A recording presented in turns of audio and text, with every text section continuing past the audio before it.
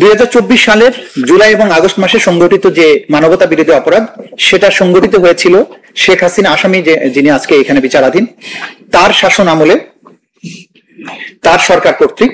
কিন্তু এই পার্টি, অর্থাৎ শেখ হাসিনার যে পার্টি আওয়ামী লীগ, তারা যখন ক্ষমতায় ছিল 1972 সাল থেকে পরবর্তী সময় পর্যন্ত তার শাসন আমলের যে প্রথম দিক, সেখানেও তারা কি কি ধরনের কাজ করেছে, তাদের এই পার্টির যে নেচার, তাদের যে কর্মপদ্ধতি, তাদের যে মাইন্ডসেট, সেই জিনিসগুলো এই বিচারের জন্য প্রাসঙ্গিক বলে আমরা সেই ঐতিহাসিক পটভূমিটা ট্রাইব্যুনালের সামনে নিয়ে এসেছি। এখানে আমি পুরো জিনিসগুলো না পড়ে একটা একটা করে যে জিনিসগুলো আমরা দেখিয়েছি ট্রাইব্যুনালের সামনে, আমরা সেই নোটগুলো আমি একটা একটা করে প্লেস করব। আউটলাইন একটা হচ্ছে 1972 সালে রক্ষী বাহিনী গঠন। রক্ষী বাহিনী গঠনের মাধ্যমে ভয়ের যে সংস্কৃতি চালু করা, একটা সুশাসনের পরিবর্তে সদ্য স্বাধীনতা প্রাপ্ত একটা দেশে নিরস্ত্র সিভিলিয়ানদেরকে রক্ষী বাহিনী রাতের বেলা উঠিয়ে নিয়ে আসতো, আর কোনোদিন তাকে খুঁজে পাওয়া যেত না। যে কাজটা পরবর্তী সময়ে শেখ হাসিনার গভর্নমেন্ট গত 15 বছর ধরে বাংলাদেশে প্রতিষ্ঠা করার চেষ্টা করেছে। সুতরাং there is a similarity between the first period and the last one, যে তাদের আসলে শাসনের নেচারটা কি। তারা সুশাসনের মাধ্যমে শাসন করতে চায়নি, মানুষকে ভীত সন্ত্রস্ত করে, গোপন কারাগারে আটক করে, এক্সট্রা জুডিশিয়ালি কিল করে তাদের শাসন ক্ষমতাকে পাকাপোক্ত করতে চেয়েছে। সেটা যেমন আগের সময়েও করেছে, পরবর্তী সময়ে তারা যখন শাসন ক্ষমতায় অধিষ্ঠিত হয়েছে একই কাজই তারা করেছে। সেই কারণে রক্ষী বাহিনী গঠন এবং রক্ষী বাহিনী কতজন মানুষকে হত্যা করেছিল, কিভাবে হত্যা করত, সেই বিস্তারিত জিনিসটা আমরা ডকুমেন্ট আকারে ট্রাইব্যুনালের সামনে উপস্থাপন করেছি। 30,000 রাজনৈতিক কর্মীকে, যারা তাদের শাসন ক্ষমতার প্রতিপক্ষ ছিল, আওয়ামী লীগের প্রতিপক্ষ ছিল, তাদেরকে হত্যা করা হয়েছিল। এটা আমরা ফর্মাল চার্জে পৃষ্ঠা 3 থেকে 6 এর মধ্যে বর্ণনা করেছি, এবং এটা সমর্থনে যে সমস্ত ডকুমেন্ট দিয়েছি আমি এই সেকশনটা প্লেস করার পরে বলে দিব যে কোন কোন জায়গায় আমরা এই বিষয় সংক্রান্ত তথ্য প্রমাণাদি উপস্থাপন করেছি। রক্ষী বাহিনী 30,000 মুক্তিযোদ্ধাকে হত্যা করেছিল এবং রাজনৈতিক কর্মীদের হত্যা, লুটপাট এবং ধর্ষণ করেছিল। এবং যেখানে রক্ষী বাহিনীর হত্যাকাণ্ডের বর্ণনা অনেক ডকুমেন্টের পাশাপাশি আমাদের বাংলাদেশের খ্যাতনামা সাহিত্যিক এবং ঔপন্যাসিক হুমায়ুন আহমেদ তার একটা বইয়ে খুব ক্লিয়ারলি উল্লেখ করেছেন যে 74 সালের বা 72-74 সালে রক্ষী বাহিনীর অত্যাচার এবং সেটা কি পর্যায়ে গিয়েছিল সেটা বোঝানোর জন্য তিনি গাজীপুরের তুরাগ নদীর উপরে যে ব্রিজ, সেখানে যে সংঘটিত একটা ঘটনার বর্ণনা দিয়েছিলেন, যে একটা নববিবাহিত দম্পতি ঢাকা শহর থেকে গাজীপুরে ব্যাক করছিলেন, সেখান থেকে রক্ষী বাহিনীর লোকেরা নবদম্পতিকে নামিয়ে তাকে ধর্ষণ করার পরে হাজবেন্ড সহ তাদেরকে টুকরা টুকরা করে তুরাগ নদীতে ভাসিয়ে দিয়েছিল। সেনাবাহিনী, সেই সময় দায়িত্ব পালনরত সেনাবাহিনী, তাদের সেই অফেন্ডারকে গ্রেপ্তার করেছিল, মোজাম্মেল নামে একজনকে। কিন্তু সেই মোজাম্মেলকে তদানীন্তন যিনি প্রধানমন্ত্রী ছিলেন শেখ মুজিবুর রহমান, তার কাছ থেকে সরাসরি তাকে মুক্ত করে নিয়ে আসা হয়। বিচারহীনতার যে সংস্কৃতিটা ছিল সেইটার বর্ণনা হিস্টোরিক্যালি তিনি এই বইয়ে অমর করে রেখেছেন। এবং এইটা যদিও আওয়ামী লীগের সরকারের আমলে বইটা পাবলিশড হয়েছিল, সেটার প্রতিবাদ করার বা সেটাকে অমিট করার কোনো সাহস কিন্তু আওয়ামী লীগ দেখায়। দেয়াল, উপন্যাসের নাম হচ্ছে দেয়াল। এটা হিস্টোরিক্যাল ন্যারেটিভ, উনি উপন্যাসের মতো করে বর্ণনা করেছেন, but it is the fact.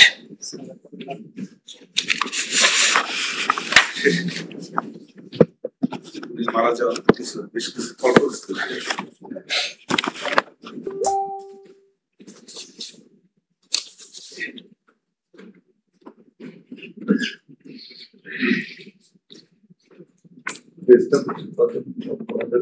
মালের আমি আপনাকে সাপ্লাই করতে চাই।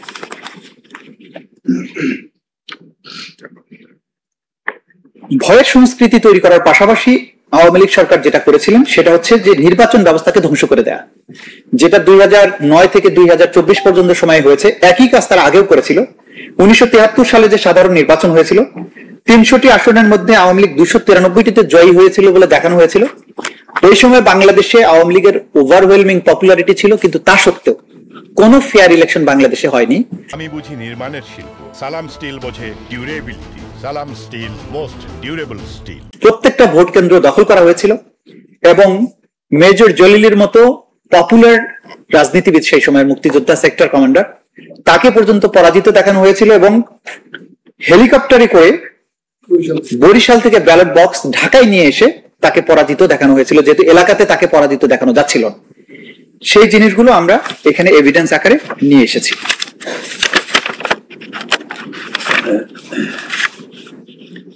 মানে এইটা যে রেফারেন্স গুলো আমরা দিয়েছি সেগুলো আমি শেষে যদিও বলবো, তারপর এখন বলে দিই। দি কোয়ালিশন ইয়ার্স নামে একটা বই, লেখক প্রণব মুখার্জি, ভারতের তদানীন্তন রাষ্ট্রপতি। 2011 সালে যেভাবে বাতিল হয়েছিল তত্ত্বাবধায়ক সরকার, দি ডেইলি স্টার বাংলার একটা রিপোর্ট, দৈনিক ইত্তেফাকের একটা রিপোর্ট, আওয়ামী লীগকে সুবিধা দিতে 130টি আসনের সীমানা বদল। এরপর মাইলার বিচার বহির্ভূত হত্যাকাণ্ড, আওয়ামী লীগের প্রথম আমলে যেটা, পরবর্তী 2009 থেকে 2024 যেটা হয়েছিল, একইভাবে সেই সময় শুরু করা হয়েছিল সিরাজ শিকদারকে হত্যার মাধ্যমে। সিরাজ শিকদারকে বামপন্থী একজন নেতা ছিলেন, তাকে গ্রেপ্তার দেখানোর পরে সাভারে নিয়ে গিয়ে গুলি করে হত্যা করা হয় হ্যান্ডকাপ পরিহিত অবস্থায়, এবং পরে বলা হয় যে সিরাজ শিকদার পুলিশের গাড়ি থেকে পালানোর চেষ্টা করেছিল, সেই সময় গুলিতে নিহত হয়। এবং সবচেয়ে মারাত্মক যে জিনিসটা হচ্ছে, সিরাজ শিকদারকে হত্যার পরে তদানীন্তন প্রাইম মিনিস্টার শেখ মুজিবুর রহমান পার্লামেন্টে দাঁড়িয়ে বলেছিলেন, কোথায় আজ সিরাজ শিকদার? এবং বোঝা যায় যে প্রধানমন্ত্রীর সরাসরি নির্দেশ এবং নলেজ ছিল সিরাজ শিকদারকে হত্যার ব্যাপারে, এবং সেটা তিনি দম্ভ করে পার্লামেন্টের মতো জায়গায় উপস্থাপন করেছিলেন। এবং এই জিনিসের ধারাবাহিকতা পরবর্তী সময় দেখা যায় যে তার কন্যা শেখ হাসিনা, আসামি যিনি আছেন,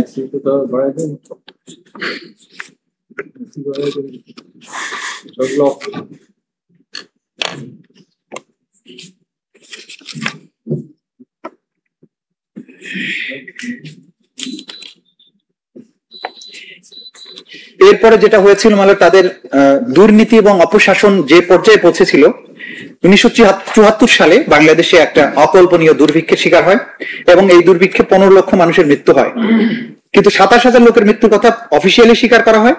এবং সেই সময় যে বিখ্যাত যে সমস্ত ঘটনাগুলো ইতিহাসের দগদগে ক্ষত হিসাবে এখনো জাতির মনে চিরজাগরুক আছে, তার মধ্যে একটা হচ্ছে বাসন্তী নামক একজন কিশোরী, তার দারিদ্র এবং অভাব সে পর্যায়ে পৌঁছে গিয়েছিল যে লজ্জা নিবারণের জন্য মাছ ধরার জালকে আবরণ হিসাবে তাকে ব্যবহার করতে হয়েছিল। বাসন্তীর সেই জাল পড়া ছবি সেই সময় পত্রপত্রিকায় ব্যাপকভাবে ছড়িয়ে পড়েছিল, বাংলাদেশের মানুষ সে সম্পর্কে জানতে পেরেছিলেন। 74 সালের দুর্ভিক্ষের সময় ঢাকা শহরে বিভিন্ন ডাস্টবিনে মানুষ এবং কুকুরকে পরিত্যক্ত খাবার নিয়ে লড়াই করতে দেখা যায়। এবং একই সময়ে শেখ মুজিবুর রহমান এবং আওয়ামী লীগের নেতাদের বাড়িতে সম্পদের প্রাচুর্যের কথা বিভিন্ন ঐতিহাসিক ডকুমেন্ট ন্যারেটিভ থেকে পাওয়া যায়। ওরিয়ানা ফালাচি নামে যে ফরাসি সাংবাদিক শেখ মুজিবুর রহমানের সাক্ষাৎকার নিয়েছিলেন, তিনি সেই সময় শেখ মুজিবুর রহমানের বাড়িতে গিয়ে সাক্ষাৎকার নিতে গিয়ে তিনি দেখেছিলেন বা তিনি বর্ণনা দিয়েছিলেন যে তার ডাইনিং রুমে কত রকমের খাবার সেখানে সাজানো ছিল। একটা ছিল চাইনিজ খাবার, আরেকটা ছিল বাংলাদেশি খাবার। যিনি প্রথমে বলেছিলেন যে কি খাবেন, বলছে আমি চাইনিজ খাবো। উনি চাইনিজ বিভিন্ন ধরনের আইটেম খাওয়ার পরে যখন পাশের রুমে গেলেন, যে দেখলেন দেশি খাবারের আয়োজন, সেখানে বিশাল বিশাল রুই মাছ, চিতল মাছ, খাসি, গরু, মুরগি, বাংলাদেশি যত ধরনের খাবার আছে সাজানো দেখে তখন তিনি বলেছিলেন আমি তো একটা বিরাট ভুল করলাম, আমি কেন চাইনিজ খেতে গেলাম। এটা ওরিয়ানা ফালাচির বর্ণনায় এটা উঠে এসেছে। তো যেই সময়ে বাংলাদেশের মানুষ ঢাকা শহরের ডাস্টবিনে খাবারের জন্য, পরিত্যক্ত পচা গলা খাবারের জন্য লড়াই করত, সেই সময় তাদের ঘরে এই ধরনের খাবারের প্রাচুর্য ছিল। এবং বাংলাদেশে যত ত্রাণ এসেছিল সেই ত্রাণগুলোকে তারা লুটপাট করে বিদেশে বিক্রি করে দিত। লবণ যে জিনিসটার মূল্য সেই সময় ছিল কয় পয়সা ছিল? লবণের দাম কত ছিল?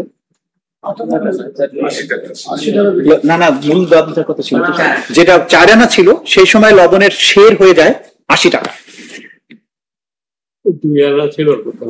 2 আনা ছিল, 4 আনা ছিল।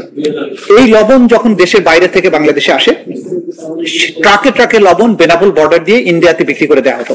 আর বাংলাদেশের মানুষ লবণহীন, বাংলাদেশের মানুষের এই লবণহীন জীবন যাপন করার কারণে কলার গাছের যে নিচের মূলটা, সেগুলো লবণ ছাড়া সিদ্ধ করে খেতে খেতে অধিকাংশ মানুষের চোখ মুখ ফুলে যেত, যেহেতু আয়োডিনের অভাব হতো লবণের অভাবে।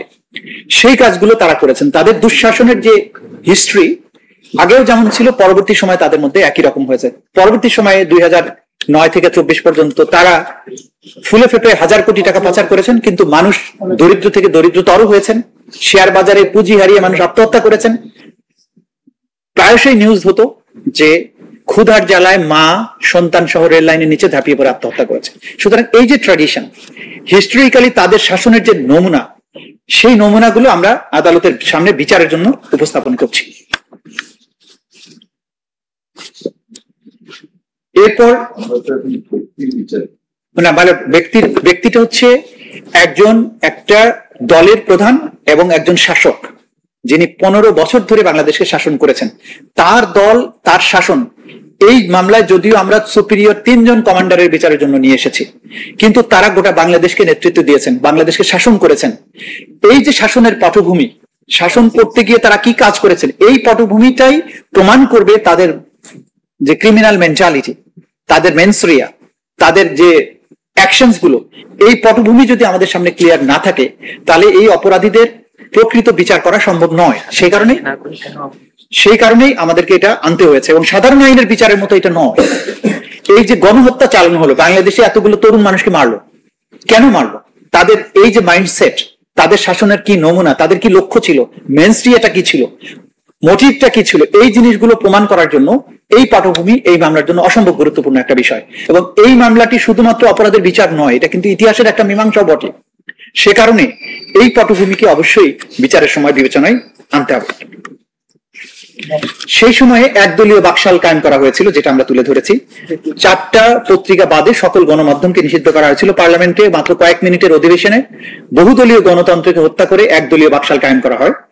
এবং যে গণতান্ত্রিক অধিকার, যে মানুষের ভোটিং রাইটস, বাক স্বাধীনতা, যেটার জন্য মুক্তিযুদ্ধ শুরু হলো, নির্বাচিত সরকারের হাতে ক্ষমতা না দেওয়ার দাবিতে মুক্তিযুদ্ধ শুরু হলো, সেই মানুষগুলোকে তার নির্বাচিত সরকার নিজেদের নির্বাচিত করার সুযোগ না দিয়ে একদলীয় একটা বাকশাল প্রতিষ্ঠা করা হলো।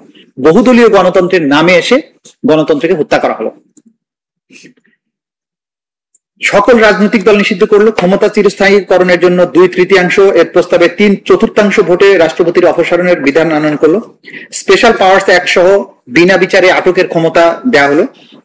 বাকশালের প্রতিবাদে মুক্তিযুদ্ধের সর্বাধিনায়ক জেনারেল ওসমানী, ব্যারিস্টার মইনুল হোসেন সংসদ থেকে পদত্যাগ করেছিলেন, কিন্তু তারা কোনো ডিফারেন্স মেক করতে পারেনি। কিন্তু অন্তত 2 জন মানুষ ছিলেন যারা এই ধরনের একদলীয় শাসনের বিরুদ্ধে গণতন্ত্রের পক্ষে পদত্যাগ করেছিলেন।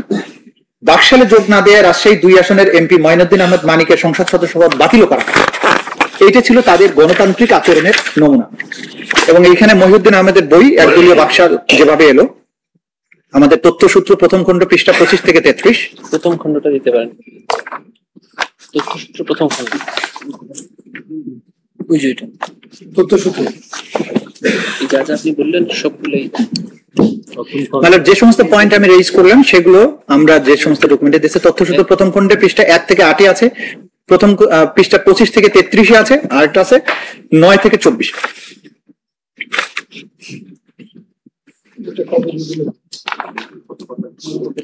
একটা হচ্ছে শেখ মুজিবের শাসনকালে, এটা হচ্ছে পেজ 9 থেকে 24। স্বাধীনতোত্তর বাংলাদেশ পেজ 1 থেকে 8। আর মহিউদ্দিন আহমেদের একদলীয় সরকার যেভাবে এলো, তথ্যসূত্র প্রথম খণ্ড পৃষ্ঠা 25 থেকে 33। 1 থেকে 66 পর্যন্ত টোটাল বর্ণনা আছে।